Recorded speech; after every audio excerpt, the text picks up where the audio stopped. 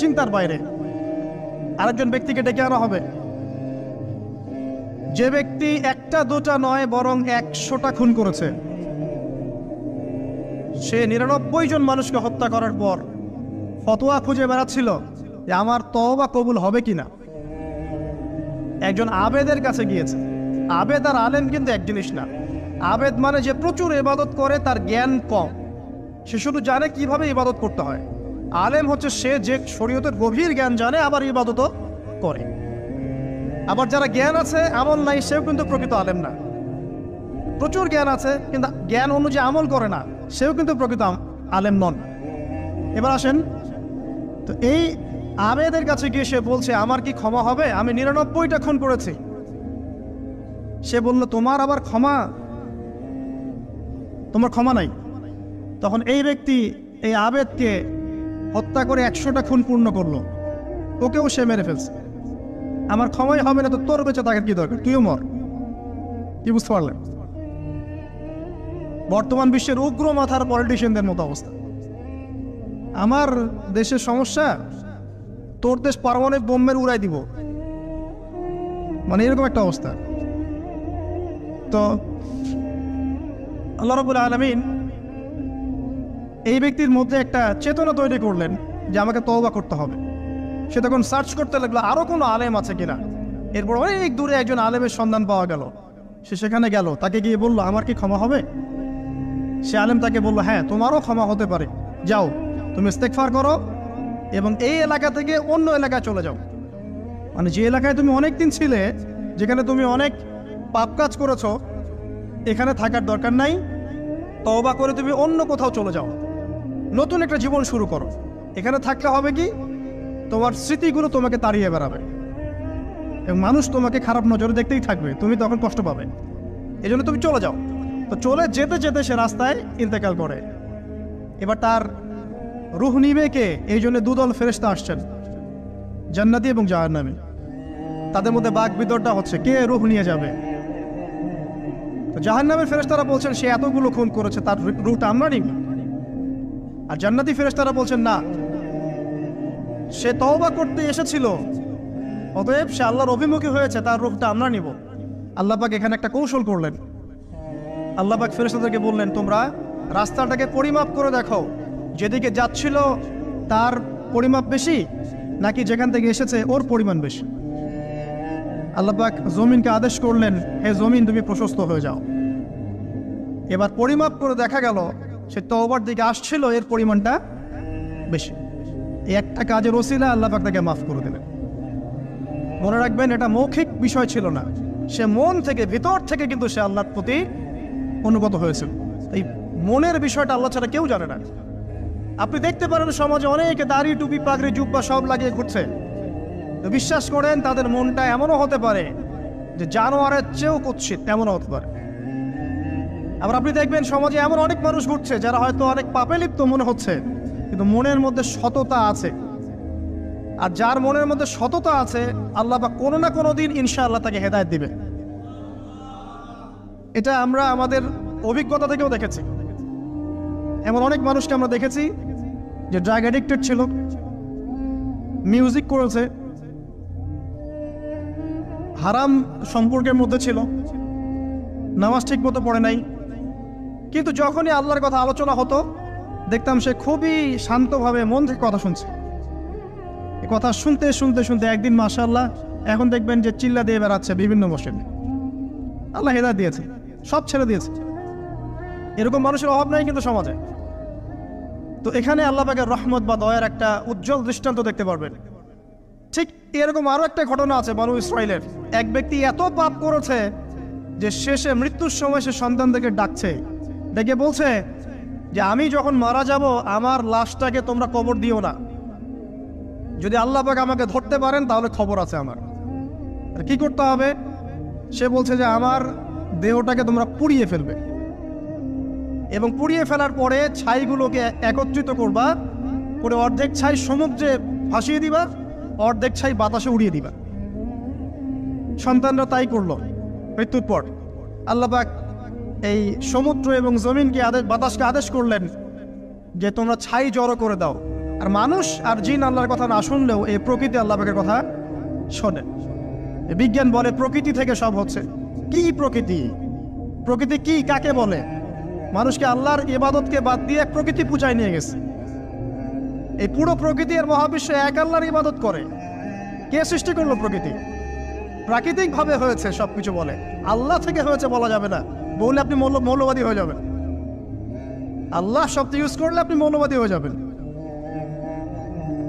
ধর্মতাত্ত্বিক শব্দগুলোকে আস্তে আস্তে উঠিয়ে দেওয়া হয়েছে।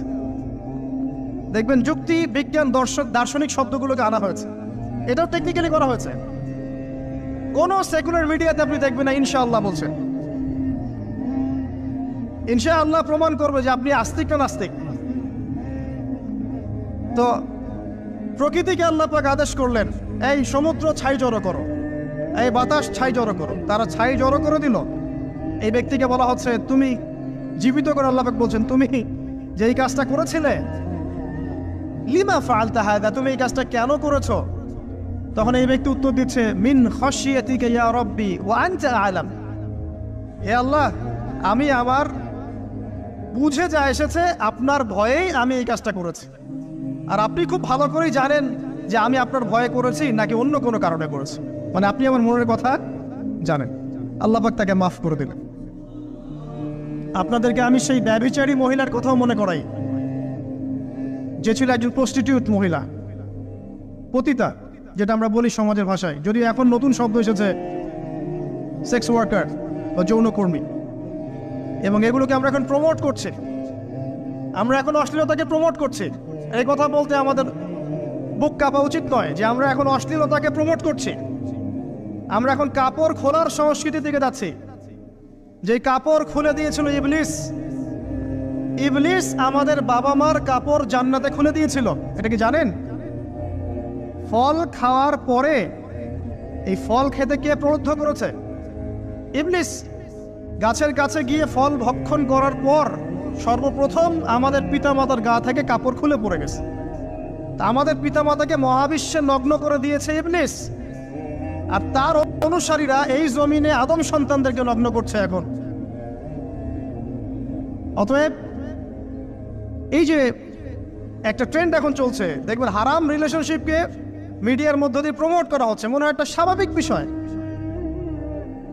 কোনো বিষয়ই না এটা, যে কেউ জেনাই করতে পারে। জেনা, পর্ন খুব নর্মাল। হালাল ভাবে যদি আপনি বিয়ে শাদী করতে যান তখন সমস্যা হচ্ছে। হালাল ভাবে যদি আপনি বিয়ে করতে যান তখন সমস্যা হচ্ছে। হারাম ভাবে আপনি যা ইচ্ছা তাই করতে পারেন, সমাজে কেউ কিছু বলছে না। এখন বলছে এগুলো স্বাধীনতা। সুবহানাল্লাহ, কোন স্বাধীনতা? স্বাধীনতা বলে কোনো শব্দ নাই মহাবিশ্বে। এই পুরো বিশ্বের সমস্ত মানুষ আল্লাহর অধীনে পরাধীন। এই বিশ্বে যত মানুষ বসবাস করছে এখন, এটা কেউই স্বাধীন নয়। না কেউ স্বাধীন ছিল, না আছে, না থাকবে। সবাই আল্লাহ পাকের দাসত্বের অধীনে পরাধীন। স্বাধীন সেই এই পৃথিবীতে যে ব্যক্তি শয়তানের তাবেদারি করে, ও নফসের তাবেদারি করে, ও তো স্বাধীন, যা ইচ্ছা তাই করতে পারে। এই যে অশ্লীলতার প্রমোটিংটা চলছে, এটাকে পারিবারিকভাবে বন্ধ করতে হবে। আল্লাহ পাক আমাদেরকে বোঝার তৌফিক দান করুন। এগুলো যত বাড়বে সমাজে মহামারী আসবে। দেখে নিয়ে মহামারী আসবে, দুর্ভিক্ষ আসবে, সমাজে এমন সব রোগ ব্যাধির জন্ম হবে যেগুলোর নামও শোনে নাই মানুষ কখন, এবং সামনে ভূমিধস অপেক্ষা করছে। এগুলো আসবে। যাই হোক, ওই মহিলা, যে ব্যক্তি একজন যৌনকর্মী ছিল, বা যেটা আমরা বলি ব্যভিচারিণী মহিলা ছিল, একটা কুকুরকে দেখেছে সে পানি পান করার জন্য তৃষ্ণার্ত। সে এটাতে মায়া করে, দয়া করে তার মোজাটাকে নামিয়ে এই কূপ থেকে পানি উঠিয়ে কুকুরকে পান করিয়েছে। এই একটা কাজের বদৌলতে আল্লাহ রাব্বুল আলামিন এই ব্যভিচারী মহিলাকে মাফ করে জান্নাত দিয়ে দিয়েছে। হাদিসে এটাও এসেছে, নবী সাল্লাল্লাহু আলাইহি ওয়াসাল্লাম বলেছেন, ইরহামু মান ফিল আরদ, তোমরা সবাই জমিনবাসীর প্রতি রহম করো। জমিনে মুসলিমই থাকতে হবে, তাদের প্রতি রহম করতে হবে এমন নয়। জমিনবাসী যারাই আছে সবার প্রতি রহম করো, জাতি, ধর্ম, বর্ণ নির্বিশেষে। এমনকি পশু পাখির প্রতিও দয়া করো। ইরহামু মান ফিল আরদ, জমিনে যারা আছে সবার প্রতি রহম করো। ইয়ারহামুকুম মান ফিস সামা, যিনি আসমানে আছেন তিনি তোমাদের প্রতি রহম করবেন ইনশাআল্লাহ। ইসলাম এই কথাগুলো বলেছে 1400 বছর আগে। আজকের এই বিশ্বের সোকল্ড এই মডার্ন বিশ্বে, যেখানে মানুষের রক্তের কোনো দাম নাই, সেখানে ইসলাম পশু পাখির অধিকার নিয়ে কথা বলেছে 1400 বছর আগে। কাদেরকে কি শেখাতে আসেন? কোরআন এবং সুন্নাহর বাইরে অভ্রান্ত সত্যের কোনো উৎস আছে? এখানে যা আছে তাই চূড়ান্ত। মানতে চাইলে মানেন, না মানতে চাইলে জাহান্নামে যান, কেউ তো বাধ্য করছে না। লাকুম দীনুকুম ওয়ালিয়া দিন। আল্লাহ পাকের রহমত দেখেন। আরেকটা ঘটনা আছে এমন, একটা বিড়ালকে বেঁধে রেখেছিল এক মহিলা, খাবার দেয় নাই, কষ্ট দিয়েছে। একটা বিড়ালকে খাবার না দিয়ে কষ্ট দেওয়ার কারণে এই মহিলাকে আল্লাহ পাক জাহান্নামে পাঠিয়েছে। এরকম কত ঘটনা আছে, এই ঘটনাগুলো হাদিসের পাতায় বর্ণিত আছে। কোরআনে কি বলছে দেখুন। কোরআনের আমি কয়েকটা পয়েন্ট আপনাদেরকে খালি বলছি, এটা নিয়ে আমি সকালে ভাবছিলাম। আল্লাহ পাক আদম আলাইহিস সালামকে সৃষ্টি করেছেন আমরা সবাই জানি, কিন্তু আল্লাহ পাক সূরা সাদের মধ্যে বলছেন ইবলিসকে, হে ইবলিস, তোমাকে কিসে বারণ করলো আদমকে সিজদা করতে, যে আদমকে আমি নিজের হাত দিয়ে সৃষ্টি করেছি। আল্লাহ রাব্বুল আলামিন যে আমাদেরকে এত যত্ন করে ভালোবেসে সৃষ্টি করেছেন, এটা কি আল্লাহ পাকের দয়ার নিদর্শন নয়? মহাবিশ্বের অন্য কোন মাখলুক সৃষ্টির ব্যাপারে আল্লাহ পাক বলেন নাই খলাকতু বিয়াদাই, আমি নিজ হাতে তাকে সৃষ্টি করেছি। শুধু সৃষ্টি নয়, সৃষ্টি করার পর আল্লাহ পাক তাকে সমস্ত নাম শিক্ষা দিয়েছেন। এই যে জ্ঞান শিক্ষা দেওয়া, জ্ঞান, এটা আল্লাহ পাকের সবচেয়ে বড় নিদর্শনগুলোর মধ্যে অন্যতম।